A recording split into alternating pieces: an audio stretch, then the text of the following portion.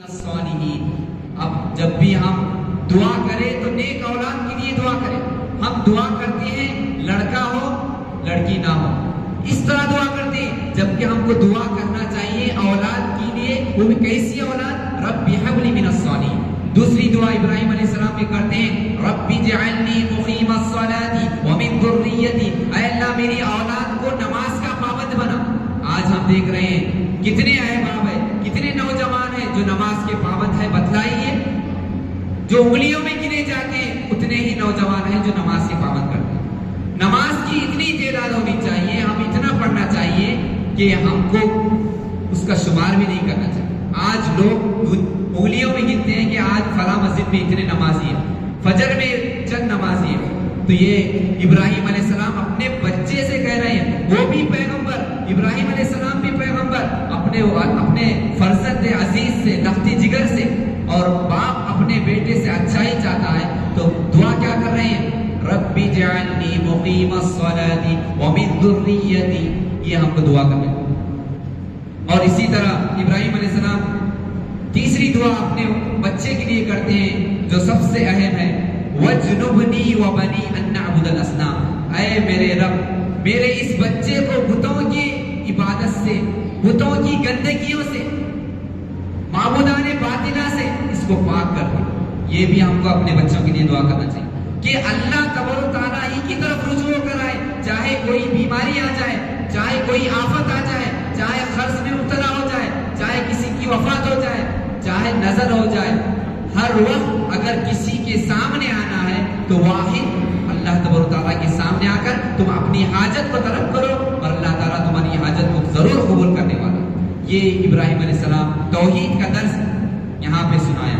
تو یہ ابراہیم علیہ السلام کی بے شمار قربانیاں ہم کو سبق دیتی ہیں، تو ہم اس کا مطالعہ کریں. اور ابراہیم علیہ السلام کی جو چوتھا سبق ہم کو حاصل ہوتا ہے کہ سب سے زیادہ صبر کرنے والے تھے، سب سے زیادہ شکر کرنے والے تھے ابراہیم علیہ السلام. ان کے بارے میں اللہ تعالیٰ نے قرآن مجید میں خود کہا، شاکرا لانعمہ، کہ ابراہیم علیہ السلام سب سے زیادہ شکر گزاری کرنے والے تھے اللہ کے خاطر.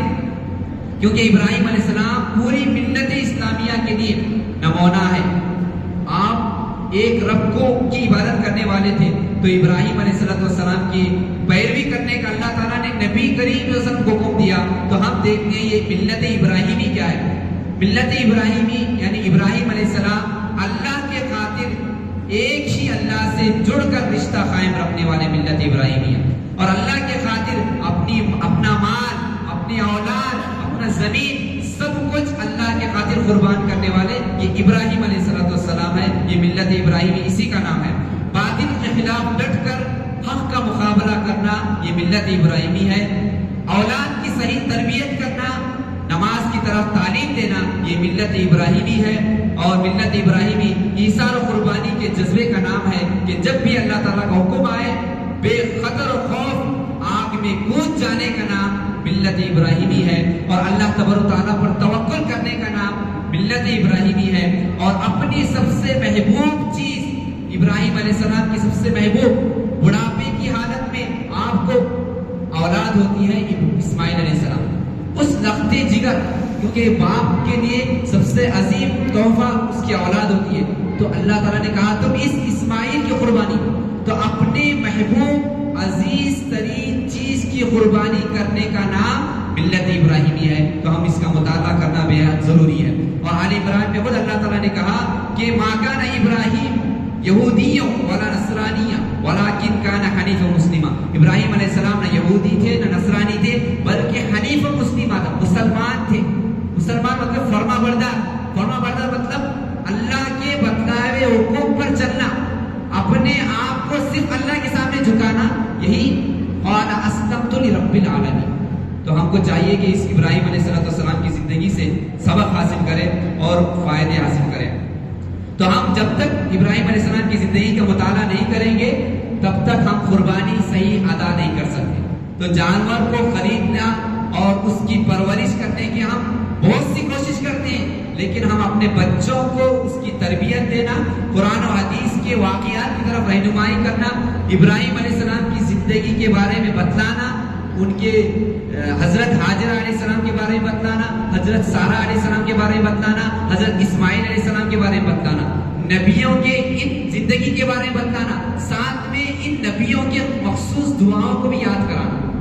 کئی حضرات ہیں جو جب ذبح کرنے کا وقت آتا ہے قربانی، تو قرآن مجید کی آیت بھی نہیں پڑھی جاتی اور کسی کو بلا کر خود سے اپنے ہاتھ سے ذبح کرنا دشوار سمجھتے ہیں۔ قرآن مجید کی وہ آیتیں یاد کرو، انی وجہت وجہی للذی فطر السماوات والارض حنیفا وما کان من المشرکین۔ تو یہ آیتیں ہم کو ابھی سے یاد کرنا ہے، یہی قربانی ہے۔ ایسا نہیں کہ صرف جانور لینا، ہم کو قرآن کی آیتیں یاد کرنا، ہم کو نبی کی سیرت پڑھنا، ابراہیم علیہ السلام کی سیرت پڑھنا۔ اور ابراہیم علیہ السلام خود اللہ تعالیٰ نے کہا کب ہوگی قربانی قابل قبول؟ اگر ہم آپ اس کو جانیں گے تو آپ صحیح معنی میں اگر اس پر عمل کریں گے تو ہماری قربانی جانور کی یا اپنے نفس کی یا تقوی کی اسی وقت ہو سکتی ہے۔ اللہ تعالیٰ نے کہا فَصَلِّ لِرَبِّكَ وَانْحَرْ، نماز پڑھ کر قربانی کریں۔ عید کی نماز کے بعد ہم قربانی کرتے ہیں، یہ عید کی نماز کے بعد ہم کو قربانی کرنے کا حکم ہے۔ اسی طرح ہم زندگی بھر نماز کے پابند ہوں گے تبھی جا کر ہماری قربانی ہوگی۔ ایسا نہیں کہ صرف عید کی نماز پڑھ کے ہم قربانی دیں۔ نماز کا پابند ہونا قربانی کے قابل قبول کی علامت ہے۔ فرما برداری کرنا اللہ کی قربانی کے قابل قبول ہونے کی علامت ہے۔ اور اسی طرح ہم سب دیکھتے ہیں کہ قرآن مجید جو اللہ تعالیٰ کا زندہ معجزہ ہے، آج اس کے خلاف لوگ اس کی بے حرمتی کر رہے ہیں۔ کئی ہم ویڈیو دیکھیں، کئی حضرات اس قرآن مجید کے ساتھ جو سلوک کر رہے ہیں، اللہ تعالیٰ ایسے لوگوں پر عذاب نازل کرتا ہے، کیونکہ ہم دیکھتے ہیں ابو لہب